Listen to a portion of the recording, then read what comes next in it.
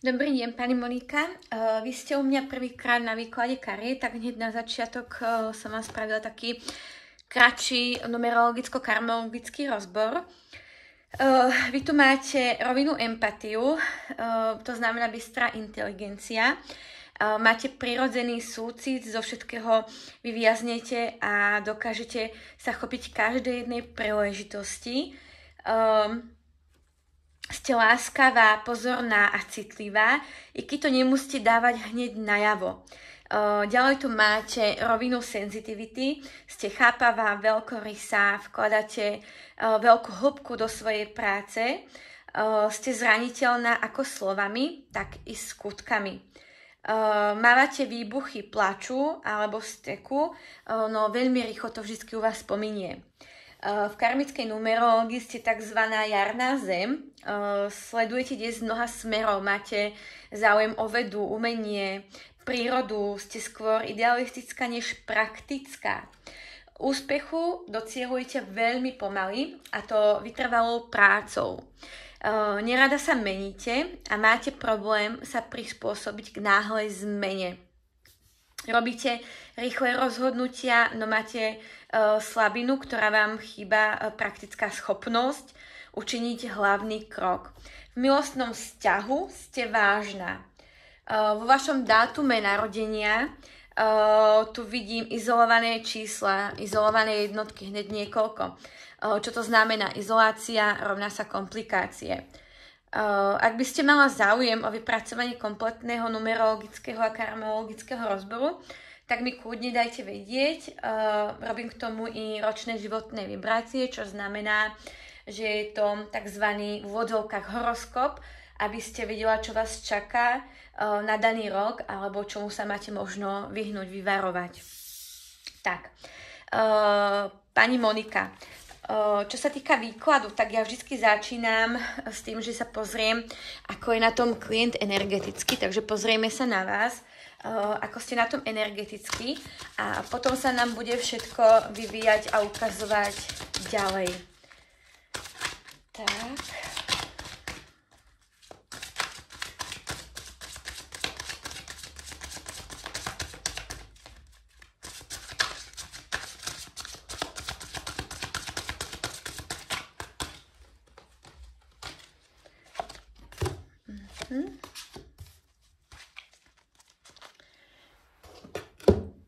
Tak, pani Monika, je na čase, aby ste sa začala pozerať na svoj odraz a oslobodila sa od všetkých domienok.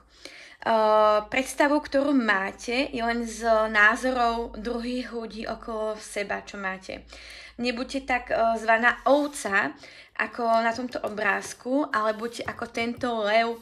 To znamená, že vystúpte, buďte slobodná, pretože to vaše okolie sa snaží vás len programovať. Vy osobne máte toho na sebe strašne veľa a neustále si niečo na seba nakladáte. Uvedomte si, že vy máte svoje vlastné sny a dajte do toho vašu energiu, inak vaše sny nikdy neprídu. Oprostite sa od očakávaniach, ktorými vás zahrnuli druhý, to vaše okolie. Áno? Pretože vy už to považujete za svoje a to je veľmi zlé. Je na čase sa odľahčiť a poslať ich svojou cestou. Skúste sa zbaviť všetkých klamstiev, dobre? Tak ideme ďalej. Teraz sa pozrieme na vás, pani Monika, a vášho manžela Jirku. Tak, ako ste na tom?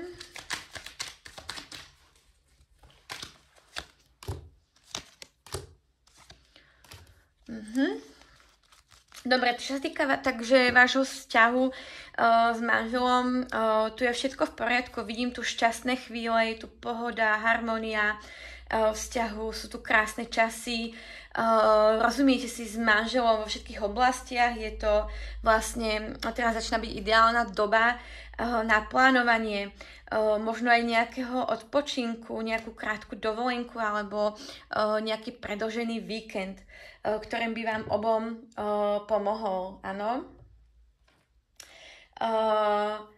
Takže je to úplne všetko úžasné, je tu ale pozor na zahálenie a požívačný spôsob života. Inak je tu stála zamilovanosť, karty ukazujú, že naozaj vy patríte k sebe, je tu prekonanie problémov a krízy a posúvate sa stále na vyššiu úroveň v tomto vzťahu, čiže naozaj je tu všetko v poriadku. Dobre, ideme ďalej. Teraz sa pozrieme na vaše financie.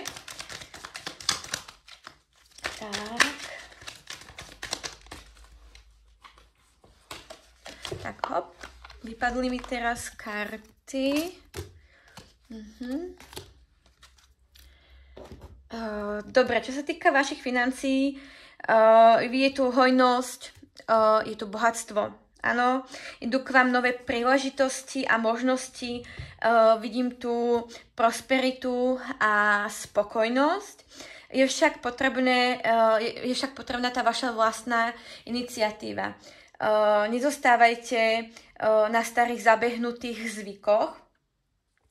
Dajte sa na niečo nové, nebojte sa. Dobre, kľudne môžete niečo zmeniť, ale čo sa týka financií, tak sa nemáte naozaj čoho obávať.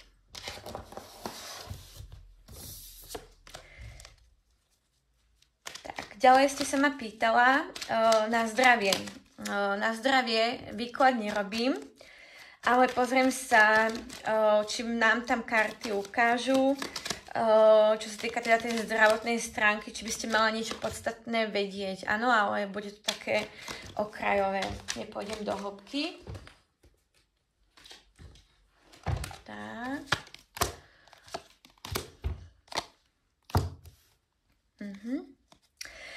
Pani Monika, vidím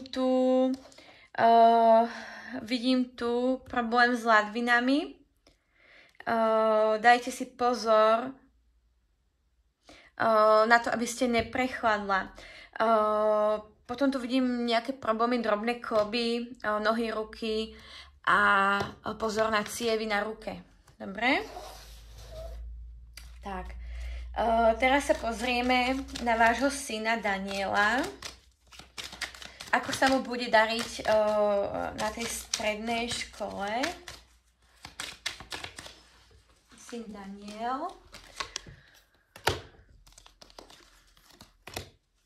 No, vidím tu nadšenie, impulzívnosť, nestabilitu, labilnosť.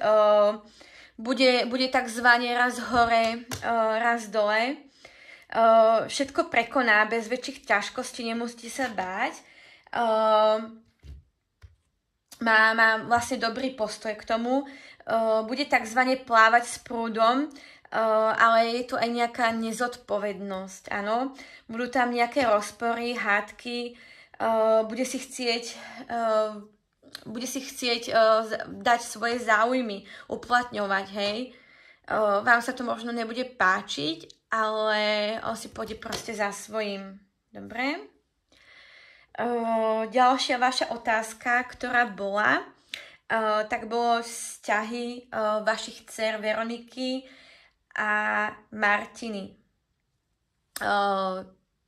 Na toto vám výklad jednorazne nespravím, kvôli tomu, že vás sa to netýka, ale môžeme sa takisto zase pozrieť na to okrajovo, že čo tam je, ale zase do nejakej hĺbky tam nepôjdeme. Takže začneme s vašou dcerou Veronikou. Čo čaká vašu dceru Veroniku a jej partnera Honzi. Tak. Čo sa týka vašej dcery, teda Veroniky a partnera Honzi, vidím tu bezcitnosť, je tu bojová nálada, je to vzťah, ktorý stojí už pred totálnym zánikom, no ani jeden zatiaľ nechce nejako ustúpiť zo svojej pozície. Ale je tu koniec, áno, je tu koniec, nastáva tu vnútorné odputávanie, to znamená, že každý nalezie ten svoj vlastný smer, ale je tu koniec toho vzťahu. Tak, teraz vaša dcera Martina s partnerkou Janou.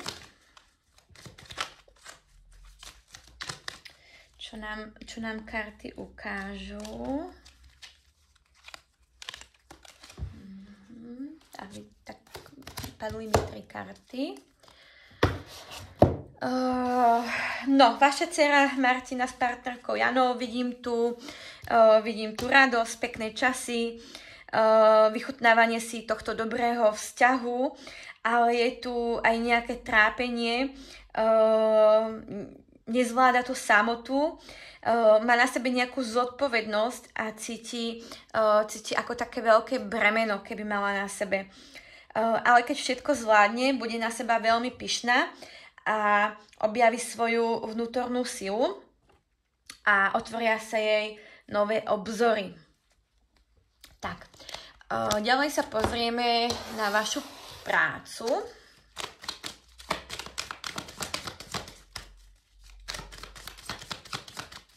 Ako to vyzerá, pani Monika, s vašou prácou? Ste hovorila, že pracujete v Kauflande. Tak, čo nám tam karty ukážu? No, máte sebavedomie, presvedčivé vystupovanie, ste slobodná, podnikavá, organizačný talent máte, vidím tu vedúce postavenie. V kolektíve ste takzvaná hnacia sila, čiže dávate všetkých dopredu. Ale pozor na nedostatočné plánovanie času, áno. Práci venujete naozaj, to je vidieť, veľkú energiu, ste v dobrej fyzickej a takzvanej aj psychickej forme. Všetko dobre zvládate. Vidím tu úspech, možno nejaké povýšenie, hej. Takže v práci všetko v poriadku. Tak, ďalej ste sa ma pýtala, čo sa týka vášho bývania, že či sa budete sťahovať, tak sa pozriem na to cez anielské karty. Akú odpoveď majú pre vás? Tak. Áno, vidím tu, že sa sťahovať budete. Pozrieme sa na to ešte cez tieto karty.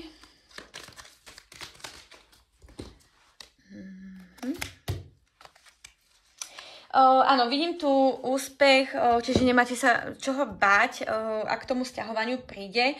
Bude to životné tzv. Obdobie naplnené radosťou, šťastím, bude tu istota, bude tu stabilita, a je tu materiálne, ale aj hmotné bohatstvo. Hej, čiže nemáte sa čoho báť. Dobre, všetko je v poriadku.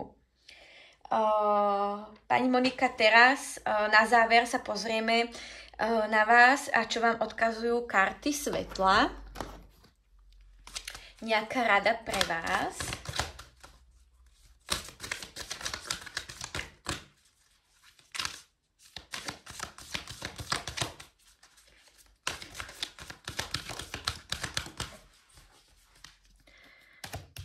Máme tu takúto krásnu kartičku. Je to Imrama. Kam vás to volá? Kam sa máte vypraviť? Čo to znamená? Imrama znamená cesta vašej duše. Máte jej dôverovať. Ona presne vie, kadiaľ máte ísť. Cestujte na miesta, ktoré si vaša duša pamätá. Tým pádom sa posúvate. Choďte niekde na nejaké miesto, kde sa cítite veľmi príjemne, kde sa cítite dobre, kde ste šťastná. Možno je to nejaké posvetné miesto, ktoré máte. Áno. Vaša duša je pripravená s vami vlastne cestovať do hĺbky. Chce vám toho veľa ukázať. Tak. A teraz sa pozrieme na karty vedomej duše, čo vám odkazujú karty duše. Nejaký odkaz pre vás.